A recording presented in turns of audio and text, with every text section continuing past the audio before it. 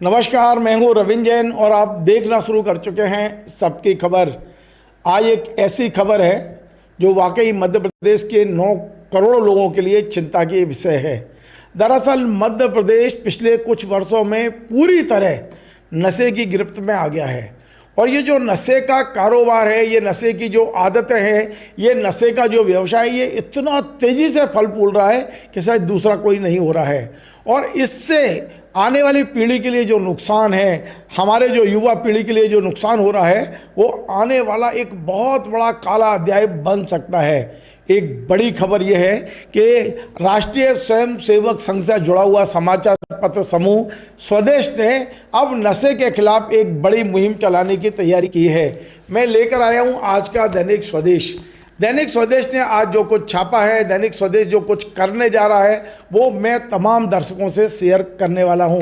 दरअसल दैनिक स्वदेश का ये मानना है कि मध्य प्रदेश और छत्तीसगढ़ के अधिकांश जिले इस समय सूखा नशा, गीला नशा, इन दोनों के गिरफ्त में हैं। यानी शराब भी चल रही है, वहाँ गांजा भी चल रहा है, वहाँ पे अफीम और एमडी सब चल रहा है। इस तरह की खबरें आ रही हैं। स्वदेश ने जो कुछ आज मुहिम चलाने की घोषणा की है वो मैं आपको बता देता हूँ। स्वदेश ने आज पहले पेज पर घोषणा की है कि कल से हम प्रतिदिन जो नशे का कारोबार जहाँ जहाँ जिस तरह से चल रहा है उसे उजागर करेंगे। और उन्होंने ये भी कहा है कि जबलपुर में क्या स्थिति है, इंदौर में क्या स्थिति है, ग्वालियर में क्या स्थिति है, भिंड में क्या स्थिति है, मालवा निवाड़ में क्या स्थिति है। इस पे उन्होंने आज एक एक पैरे की खबर दी है। मैं चाहता हूं कि सबसे पहले इंदौर, जो कल स्वदेश इंदौर पे एक बड़ा विशेषांक निकालने वाले हैं, उसके बारे में उन्होंने जो कुछ कहा है वो मैं आपको सुना दूँ। इनका कहना है कि इंदौरी युवाओं में एमडी ड्रग्स मेफेड्रोन ने बहुत तेज़ी से अपने शिकंजे में लिया है। यानी वहाँ जो बच्चे हैं वो एमडी ले रहे हैं, युवा एमडी ले रहे हैं। संपूर्ण मालवा और निवाड़, यानी कि पूरा मालवा निवाड़ के ग्रामीण अंचलों तक इंदौर शहर से ही सूखे नशे की खेप पहुँच रही है। अब बताइए, इंदौर जो बड़ा मतलब हमारा व्यावसायिक केंद्र है, वहाँ ये भी व्यवसाय चल रहा है कि एमडी पूरा मालवा और निवाड़ में जा रही है। इंदौर में शराब, गांजा, अफीम, स्मैक और एमडी जैसे घातक नशों का जाल बहुत अंदर तक फैल चुका है। मालवा में एमडी ड्रग्स कंपनियां मिल रही हैं। मतलब यदि आप छापे डालो तो तमाम कंपनियां वहां खुल गई हैं। ये इंदौर की स्थिति आज स्वदेश ने बताई है। स्वदेश ने इसके बाद जो ग्वालियर के बारे में बताया है वो भी सुन लीजिए। ग्वालियर में अधिकांश तौर पर नशेड़ी स्मैक, गांजा और शराब का नशा करते हैं। अब इस नशे की लत का युवा वर्ग भी आदी हो चला है। स्मैक के नशे की लत के कारण कई परिवार उजड़ गए हैं। नशा कारोबार कभी तस्करों तक ही सीमित था, लेकिन आज इसे नाबालिग बच्चे और महिलाएं भी बेच रही हैं। ग्वालियर की स्थिति है ये। वहीं हुक्का बारों में भी अपने पैर पसार लिए हैं। नशे के इस खेल में विदेशी लिंक का भी अनुमान है। यानी कि आप सोचिए, ग्वालियर में विदेश से नशा। आपको ले चलता हूं मैं संस्कारधानी जबलपुर, और वहां के बारे में स्वदेश ने जो कुछ बताया है, हालांकि वो पूरी डिटेल बाद में बताएंगे। आज उन्होंने जो अपना एक रिकैप टाइप छोटा सा बताया है, उनका कहना है कि जबलपुर शहर को संस्कारधानी कहा जाता है, मगर अब इस नशे का एक बड़ा गढ़ बन गया है। लगातार युवाओं में बढ़ती नशे की लत का नतीजा ही है कि प्रतिवर्ष 400 करोड़ का गांजा बिक रहा है केवल जबलपुर में। इस कारोबार में केवल तस्करी नहीं बल्कि विद्यार्थी और महिलाएं भी शामिल हो गई हैं। यहाँ राजस्थान से एमडी ड्रग्स की सप्लाई होती है। हुक्का बार और ई सिगरेट का चलन भी जबलपुर में बढ़ गया है। आपको ले चलता हूँ मैं भोपाल। मतलब भोपाल में तो हम है ही, पर उसके बारे में जो स्वदेश ने आज बताया है। मध्य प्रदेश की राजधानी भोपाल आज गहरे और ख़तरनाक सामाजिक संकट के मुहाने पर खड़ी नज़र आ रही है। यहाँ 50 से 100 में पुड़िया मिल रही है। वहीं 16 क्विंटल गांजे की खपत का अनुमान लगाया गया है। शहरों में बसी निचली बस्तियों में नशा आसानी से उपलब्ध हो रहा है। रोज़ाना 25-30 किलो ड्रग्स तैयार हो रहा है। यानी भोपाल में आज भी फैक्ट्रियां हैं, कुछ पकड़ी गई हैं, जो नहीं पकड़ी गई हैं वहाँ के बारे में इन्होंने बताया है। और अब मैं ले चलता हूँ आपको भिंड में उन्होंने लिखा है, उड़ीसा, छत्तीसगढ़ और झारखंड से लगातार नशे की स्मगलिंग होने से बिंद क्षेत्र आज नशे के संगठित कारोबार की गिरफ्त में आ चुका है। सतना, रीवा, सीधी, शहडोल, सिंगरौली और अनूपपुर जैसे जिलों में गांजा, अफीम, स्मैक, कोरेक्स, सिरप और अवैध शराब की तस्करी अब छुटपुट अपराध नहीं बल्कि एक नियोजित नेटवर्क का हिस्सा बन गया है। इस अखबार ने छत्तीसगढ़ के बारे में भी बहुत कुछ लिखा है। हम आज फोकस करेंगे मध्य प्रदेश पे। उन्होंने कहा है कि मालवा निमाड़ की हालत ख़राब है, भोपाल जो सेंटर में है, राजधानी है, वहाँ के आसपास की हालत ख़राब है। हमारा बिंद संगठित नशे की चपेट में है। ग्वालियर, चंबल तो विदेशी लिंक तक बताए जा रहे हैं। तो ये जो हालात हैं, हम बात करेंगे वरिष्ठ पत्रकार जो लंबे समय से इन विषयों पे अपनी कलम भी चलाई है और कैमरा भी चलाया है, रिजवान अहमद सिद्दीकी साहब से। उनसे समझते हैं कि इसके लिए दोषी कौन है और क्या कभी इस को रोक पाएंगे। रिजवान भाई, आपका स्वागत है। रिजवान भाई, मध्य प्रदेश में भारतीय जनता पार्टी की सरकार है। संघ के अखबार ने एक बहुत बड़ा अच्छा काम किया है, क्योंकि जो चीज़ें सामने दिख रही हैं हम नकार नहीं सकते। हम कह नहीं सकते कि हमारी सरकार है तो हम ये कह दें कि नहीं नहीं ऐसा नहीं है, कोई झूठ बोल रहा है। अब सबसे बड़ी बात, बड़े बड़े समाचार पत्र को होते हुए भी एक स्वदेश समाचार पत्र जो संघ की विचारधारा का है, संघ का ही अखबार है, वो यदि इस मुहिम को चलाता है तो पहले तो हम दोनों उस समाचार पत्र को साधुवाद देंगे और उनका आभार व्यक्त करेंगे कि एक बड़ा सामाजिक सरोकार का कदम उन्होंने उठाया है। अब मैं समझता हूँ कि इसके लिए दोषी कौन है। धन्यवाद रविंद्र भाई। स्वदेश ने जो एक अपना फ्रंट मुख्य पृष्ठ जो है, वो जो स्याह सफ़ा है उनका, उसको देखकर लगता है कि आज किसी ने इस बहुत महत्वपूर्ण विषय को एड्रेस किया है।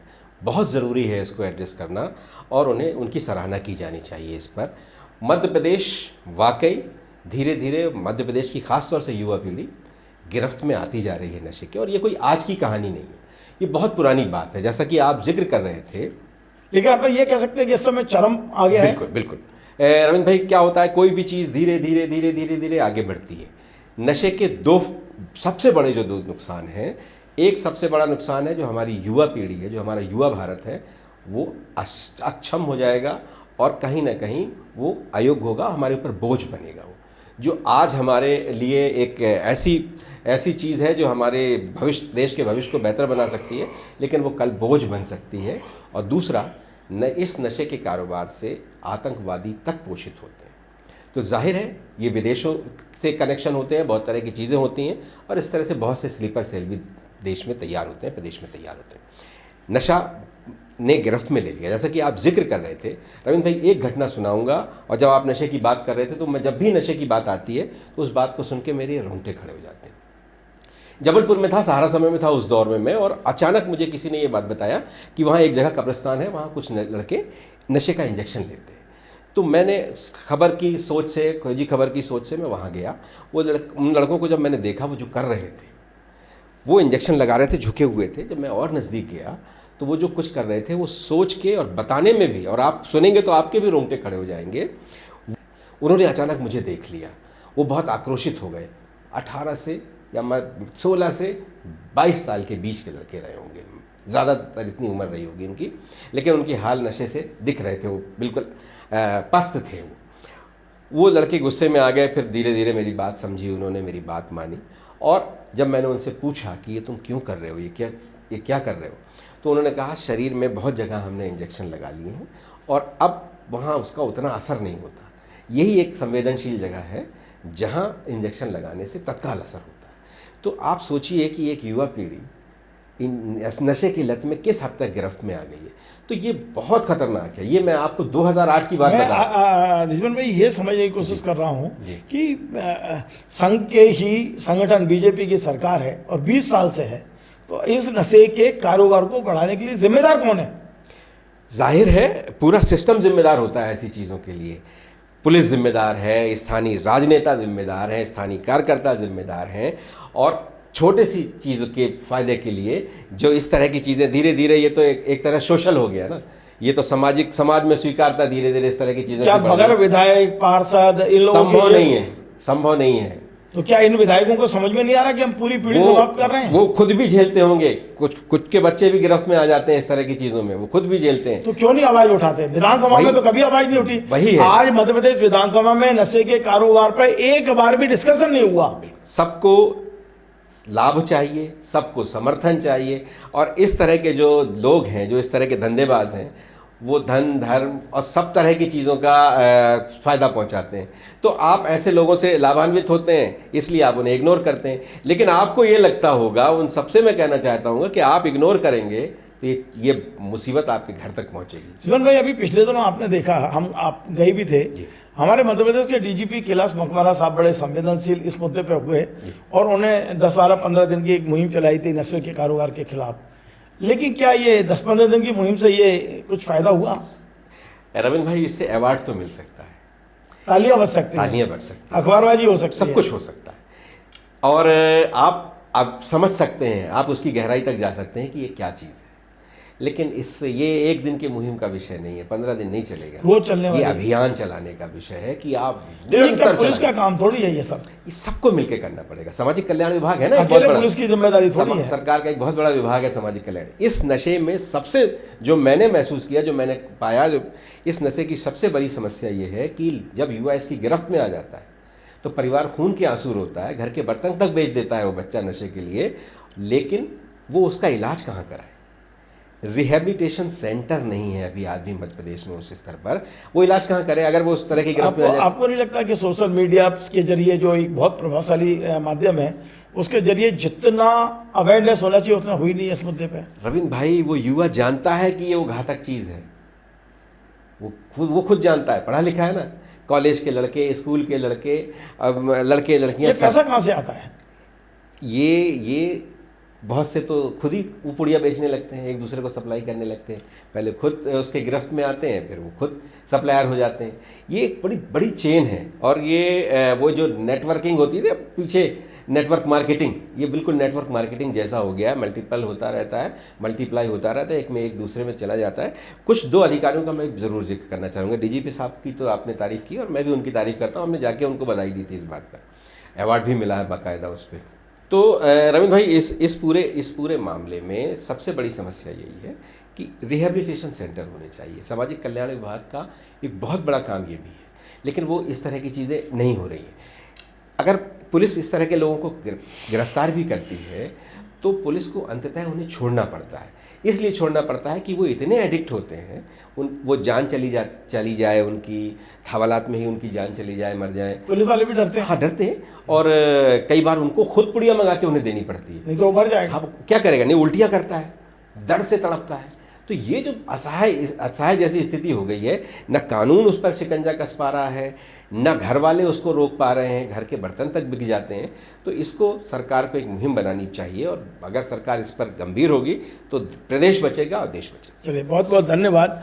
आज हम बार बार दैनिक स्वदेश ने जो मुहिम शुरू की है उसके साथ हैं, उसकी हम प्रशंसा करते हैं, और हम पूरे मध्य प्रदेश में जो नशे का कारोबार बढ़ा है, पूरा प्रदेश जो नशे की गिरफ्त में गया है, हम चाहते हैं कि इसे लेकर ना केवल सरकार, सामाजिक संगठन भी साथ आए, सरकार भी आए, मीडिया हाउसेस भी आए, आम जनता खड़ी हो, क्योंकि आज तेरी बारी कल मेरी जो लगातार हम देखते हैं, तो निश्चित तौर पे हमें अपने परिवारों को, अपने घरों तक ये बुराई आए उसके पहले उठ खड़े होना चाहिए। पुनः स्वदेश का बहुत बहुत आभार।